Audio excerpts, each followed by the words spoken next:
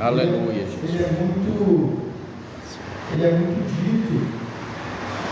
Ele, em pregações, por pregadores famosos, até por aqueles pregadores menos conhecidos, mas cheios do Espírito Santo.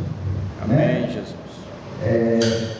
O que o livrinho está falando com a gente hoje é tentações. Nós cristãos temos tentações. Nós temos. E por que nós temos essas tentações? O livrinho até pergunta para a gente: cristãos têm tentações? Cristãos têm tentações? E eu te respondo: os cristãos, sim, eles passam por essas tentações, mas não porque Deus nos abandonou, e sim porque nós, como servos de Cristo e amantes do Evangelho, nós vivemos em uma guerra espiritual constante, e uma transformação constante. Mas Deus, Ele quer nos fortalecer em ambas as áreas, diferente da carne, diferente do diabo, diferente de tudo aquilo que desagrada a Ele, que eu falei no tarefa passado. O discernimento, que é entender o que te aproxima de Deus e o que te afasta. Isso também entra nas tentações. Sim, entra. Muitos pregadores, muitas pessoas que estão dentro da igreja não sabem disso. Acham que a partir do momento que elas aceitarem a Deus, que elas viverem o Evangelho com obediência, elas não vão ter dificuldade ou tentações em sua vida. Muito pelo contrário, é o que elas mais estão vulneráveis, é as tentações, porque o diabo quer tirar ela daquele meio, quer tirar ela da espiritualidade, e ele envia tentações, enganos. Em João 16:33, eu vou ler aqui, tá? Porque eu anotei o versículo aqui no meu resuminho que eu faço para pregações, para tarefa e tudo mais. O texto de João 16:33 diz o seguinte: no mundo tereis aflições, mas tende bom ânimo, eu venci o mundo. Então, irmãos, se você ler a Bíblia e entender esses mandamentos, e ver que Jesus, ele venceu as aflições. Aleluia. Porque muitas pessoas não sabem dentro da igreja que Jesus também passou por tentações. Não é porque ele é filho de Deus que Deus não tentou ele, Deus permitiu. Não foi Deus, na verdade, foi o diabo, mas Deus permitiu que aquilo acontecesse. E como ele permitiu? Muitas pessoas se perguntam: onde está isso na Bíblia? No deserto. Ele passou um tempo no exército, no deserto. Jesus passou o tempo no deserto, e o diabo ficou tentando ele.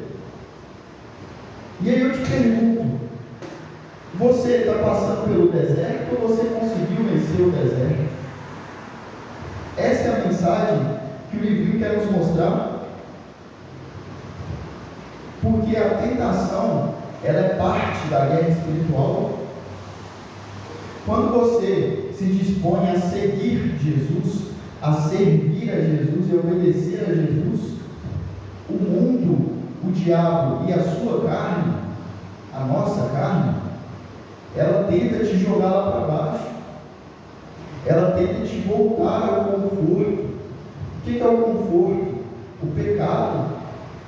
Você ser tentado e gostar o que não é coisa da carne, aquilo que incomoda o coração. Verdadeiro evangelho é isso. Igual eu falei no tarefa passado, o evangelho ele está muito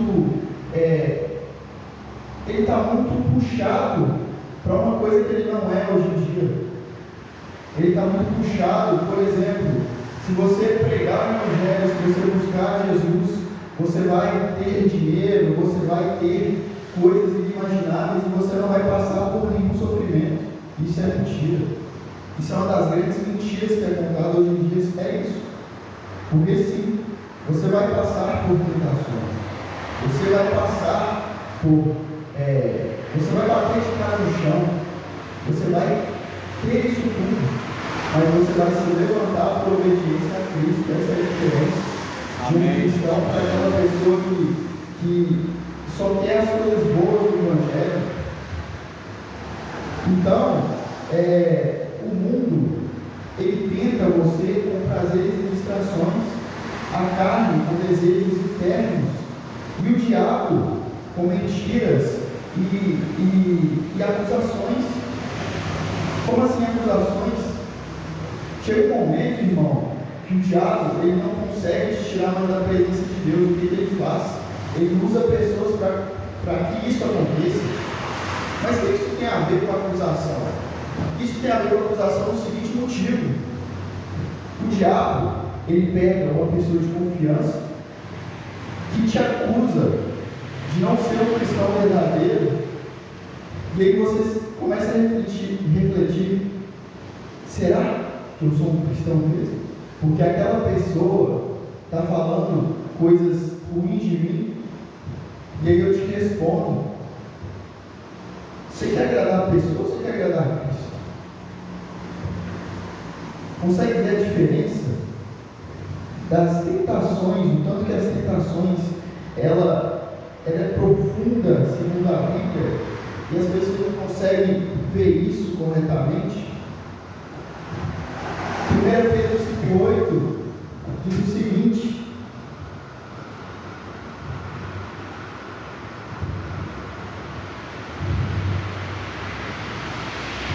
e sejam alertas e fiquem vigiando, porque o inimigo de vocês, o diabo, anda por aí como um leão que ruge, procurando alguém para devorar. Então ele anda, irmão, por aí, ele anda ao seu derredor. Como eu te falei, ele te acusa, ele tenta te derrubar, mas não só ele, você mesmo que faz isso, a sua carne faz isso. Muitas das vezes, um cristão desviado, o diabo sim tem culpa, porque ele dá as tentações, mas a maior culpa desse cristão estar afastado, estar distante de Deus, é ele mesmo. Como eu falei no canal passado, o seu subconsciente, porque ele não soube entender o discernimento da carne e o discernimento do espírito. Ele não soube entender aquela tentação, que a tentação, irmão, ela não vem, ela vem antes de você ver ela. Por exemplo, tentação de uma mulher bonita. Eu, como homem, como cristão, várias mulheres bonitas no mundo. Será que é uma tentação para a minha carne? Será que é uma tentação para a sua carne? Reflita isso. Como eu estou olhando para aquela pessoa? Eu estou olhando com o coração puro ou querendo algo a mais? Ou querendo me beneficiar com aquela pessoa? E aí eu separei até um exemplo. Eu estou lendo o livro de Jó, e o livro de Jó, ele fala muito isso, sobre tentações. Fala muito isso. Muitas pessoas também não percebem isso. Muitas pessoas se perguntam: Jó, o que tem a ver Jó? Só um minutinho, irmãos. O que tem a ver Jó com isso tudo? Jó, vamos contextualizar primeiro para vocês entenderem. Jó, ele era um homem rico, homem muito rico. Ele tinha tudo que naquela época era agradável, era o sonho de toda pessoa a se viver. Ele era o homem mais rico da região, segundo a Bíblia. Fala isso no começo do livro de Jó. E aí, irmãos, mas o que tem a ver o Jó ser um homem rico com tentações?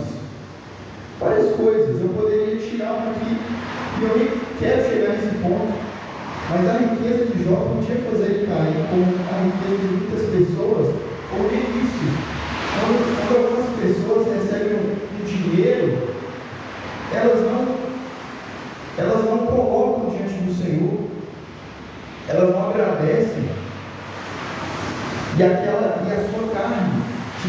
diversos motivos para gastar aquele dinheiro. E será que é uma tentação? Ou é algo que vai agradar a Deus, eu gastar o dinheiro com aquilo? Ore até no mínimo. Até quando você pisar em algum lugar, ore, agradeça. Porque naquele lugar, irmãos, com certeza terá as tentações e o inimigo está ao seu redor, como diz em Pedro, 1 Pedro. E aí, voltando ao exemplo de Jó, o diabo chegou em Deus e falou: eu quero tentar Jó, eu quero estragar a vida de Jó. E Deus, ele permitiu que o diabo tentasse Jó, porque ele via a fidelidade de Jó. E na primeira vez, Jó resistiu, Jó conseguiu. Na segunda vez, o diabo falou assim: agora eu vou pegar esse homem. Agora ele não escapa.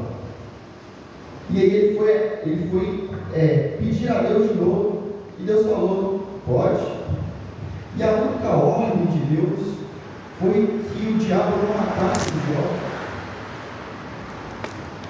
E aí, nessa segunda vez, Jó ficou doente, perdeu tudo.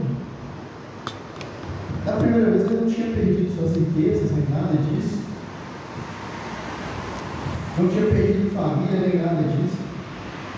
E a própria mulher de Jó, falou o seguinte para ele: amaldiçoe seu Deus e morra. Pediu para amaldiçoar o próprio Deus. E Jó falou o seguinte: como eu poderia exaltá-lo só no melhor momento e não no pior? Não é exatamente nessas palavras, meu igreja, mas eu estou deixando bem resumido para a gente chegar no ponto que eu quero chegar. Depois disso, Jó caiu na tentação. E ele começou a culpar Deus. Durante muitos capítulos que eu estava lendo, ele começou a culpar Deus. Ele culpou muito a Deus. E aí, no final do livro, ele se arrepende de Deus ter misericórdia. Mas o que eu quero mostrar nesse livro é que sim, até o homem mais fiel passa por tentação. Cabe a você decidir como você vai responder essas tentações. Se você vai buscar a Deus ou se você vai buscar agradar a carne. Essa é a mensagem que o livrinho quer mostrar para a gente. Irmãos, a tentação não revela que Deus está longe. A tentação, muito pelo contrário, ela revela se você está firme na presença dele. É, Deus, verdade. E é isso que é a tentação. E eu te pergunto, como vencer essas tentações? Como vencer? E aí, a resposta que o livro dá é que a vitória começa antes da tentação. Como assim antes? Você não vence durante a tentação, irmão. Você vence antes dela no seu estilo de vida. Como você vive a sua vida? Você dá brecha para essas tentações? Ou você tem a mudança total, que não deixa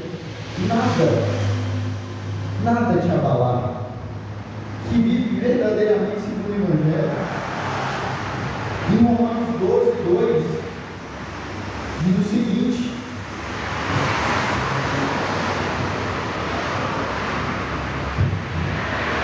não vivam como vivem as pessoas desse mundo, mas deixem que Deus os transforme por meio de uma completa mudança da mente de vocês. Assim vocês conhecerão a vontade de Deus, isto é, aquilo que é bom, perfeito e agradável para Ele. Então, irmãos, aqui, não vivam segundo o mundo. Não vivam como as pessoas desse mundo. Não é? Minha mãe gosta muito de Timóteo. O que Paulo falou para Timóteo? Muito famoso isso. Muitas pessoas conhecem isso. Mas lá em Romanos, lá em Jó, Lá em Davi foi um homem, irmão, que ele soube discernir, não vivam como as pessoas desse mundo. E eu falei isso na célula passada. Davi ele teve a oportunidade de se transformar rei em um instante, assim, ó, um estalar de dedo. E ele falou assim: eu vou combater o mal com o bem. Ele não quis viver como as pessoas daquele mundo, mesmo sendo perseguido. Então, não adianta apenas evitar o pecado, é preciso você preencher esse vazio. O vazio que eu digo é a vontade da carne. É preciso você preencher esse vazio com o Espírito Santo. Busca Ele, peça a Ele para que Ele preencha cada lacuna do seu coração, cada espaço vazio. Outro ponto que o livrinho mencionou: obedeça rápido quando Deus falar. A demora na sua obediência, irmão, afeta muito. Eu até anotei aqui em 2 Crônicas 15:2.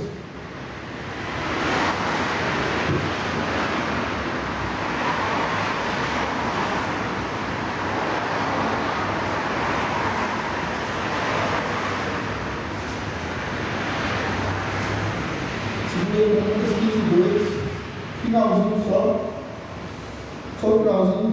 Olha o que diz: o Senhor estará com vocês enquanto estiverem com Ele. Sempre que o buscarem, o encontrarão. Mas se andarem, Ele os abandonará.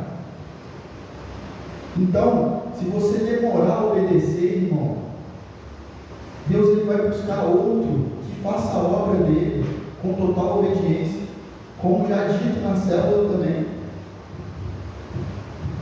Em Tiago 4:2, completa isso que eu falei. Vocês querem muitas coisas, mas como não podem tê-las, estão prontos até para matar a fim de conquistá-las. Vocês as desejam ardentemente, mas como não conseguem possuí-las, brigam e lutam. Não conseguem o que querem porque não pedem a Deus. Irmão, muitas pessoas, elas querem tudo. Mas onde entra a obediência na vida dela? Onde entra o temor a Deus? Se você chegar a um cristão e perguntar, um cristão na rua, né, que vive na igreja, independente de congregação, ela faz parte, você perguntar para ela o seguinte: você está me obedecendo a Deus? Não, ela pode até te responder: não obedeço, mas eu ganho bem, eu tenho uma casa. Mas e quando chegar ao fim dos tempos? A casa, o dinheiro, o carro, vai valer a pena? Ou vai valer a pena quando Jesus chegar a você e falar: eu te conheço? O que mais vale a pena? E aí, eu te pergunto: o que isso tem a ver com as tentações? O começo dele aqui, irmão. Quando você decide viver, igual eu falei, segundo a Cristo, a primeira coisa que você passa são as tentações. É a carne incomodando, vergonha de expressar seu amor a Cristo, de usar coisas que expressam o nome de Cristo. A primeira coisa é isso. Será que você aceita?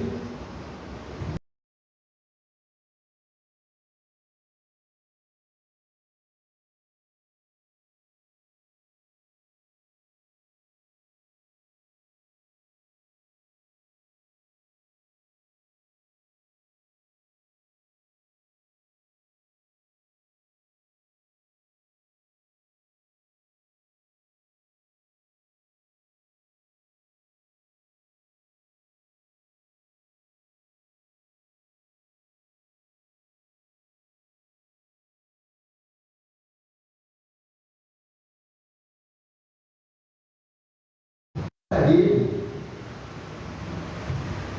E o última conclusão do livrinho, ele diz que Deus sempre dá um sinal, dá uma saída, desculpa. Como assim Deus dá uma saída? É aquele versículo muito famoso, irmão. Ele não vai te dar um fardo maior que você possa carregar. Se você passa por tudo isso, independente do tamanho do sofrimento, você vai aguentar se confiar nele. Agora, se você não confia nele e quer resolver as coisas sozinho, aí eu sinto muito. Você vai afundar. E aí, o próximo tópico do livrinho, na verdade, o próximo tópico não. Ele quer entender que você morreu para esse mundo e vive para Cristo. Como assim? Eu morri para esse mundo e vivo para Cristo? Isso se manifesta na sua vida agora, irmão. Cada lugar que você pisa, cada sorriso que você dá, tem um toque dele, se você se curva diante a ele. Como diz Gálatas 2:20, assim já não sou eu quem vive, mas Cristo é quem vive em mim. E essa é a vida que eu vivo agora. Eu a vivo pela fé no Filho de Deus, quem me amou e se deu a si mesmo por mim. Então, irmão, coloque esse versículo na tábua do seu coração. Quanto mais você morre para você mesmo, para a sua carne, mais Cristo tem poder na sua vida. Aleluia, E isso Jesus. é muito real. Glória a Deus. E aí, outra pergunta que o livrinho deixa para a gente: os cristãos sofrem. O que vocês acham sobre isso? Porque, igual as tentações, muitos cristãos estão sendo enganados hoje em dia, achando que não há sofrência no Evangelho, que você não sofre, que você só vive coisas boas, que é mais sentimental do que a verdade. E sim, irmão, sofre, mas qual é o porém nessa resposta? Ele sofre, mas com propósito, que propósito de Deus, sempre de Deus.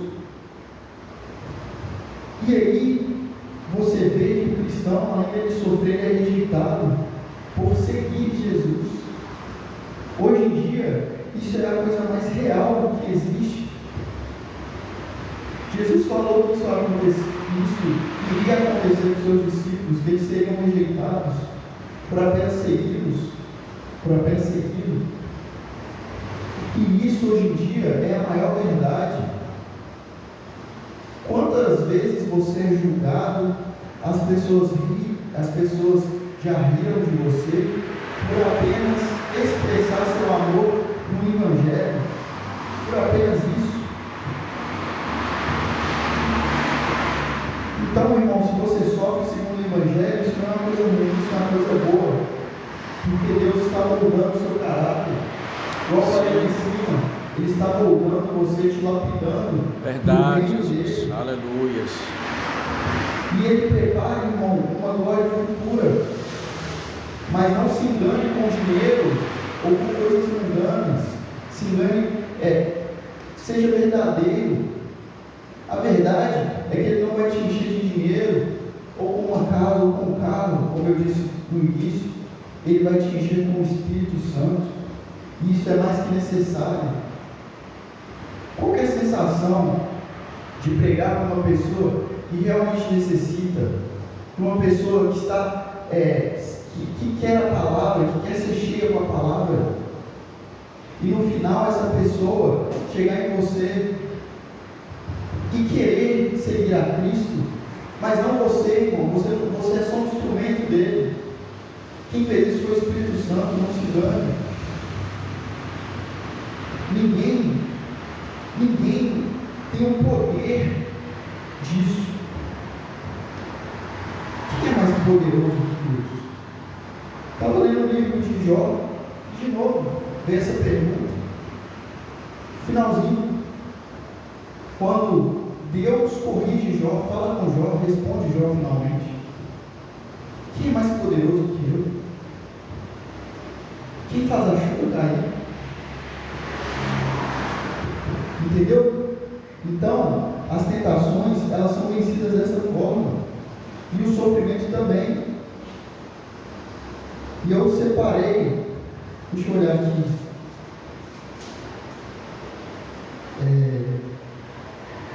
Jó 36, 21.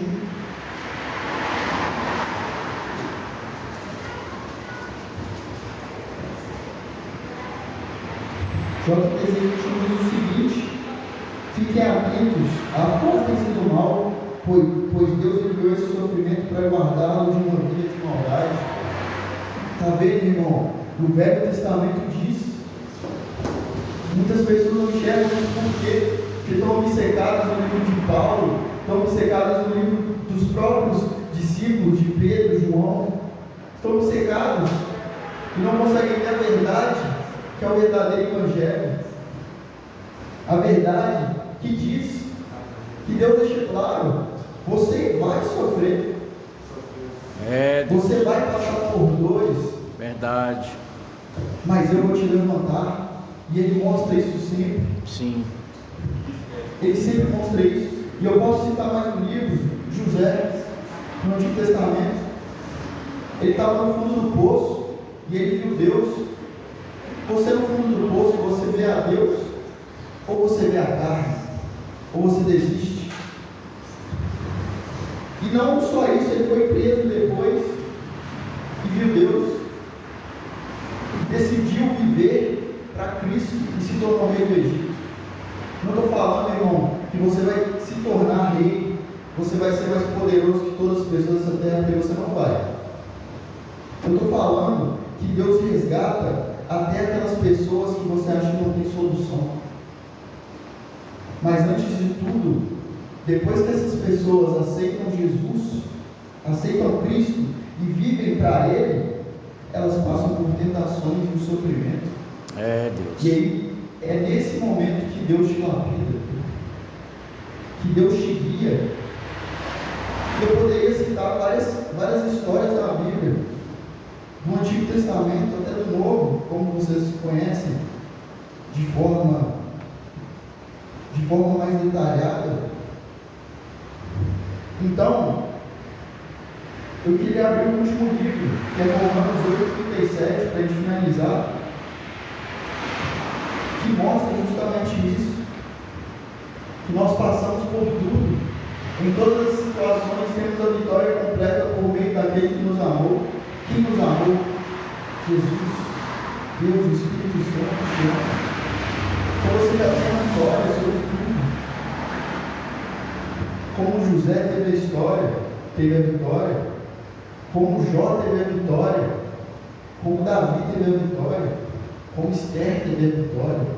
Todas as pessoas praticamente da Bíblia tiveram essa vitória. Paulo teve essa vitória. Todas as pessoas que aceitaram e viveram verdadeiramente para Deus, por Ele e para Ele, tiveram essa vitória. Mas antes eles tiveram que passar por tudo isso que nós conversamos no Tadel e no Tadel passado também. Eles foram testados. Por quê? Porque Deus queria ver a fidelidade onde até iria, para usar essas pessoas. Como o Tadel é isso, irmãos, de hoje. E aí a gente já finaliza e até entra um pouco no último tópico do livro. Provavelmente meu pai vai passar para vocês no Tadel que vem.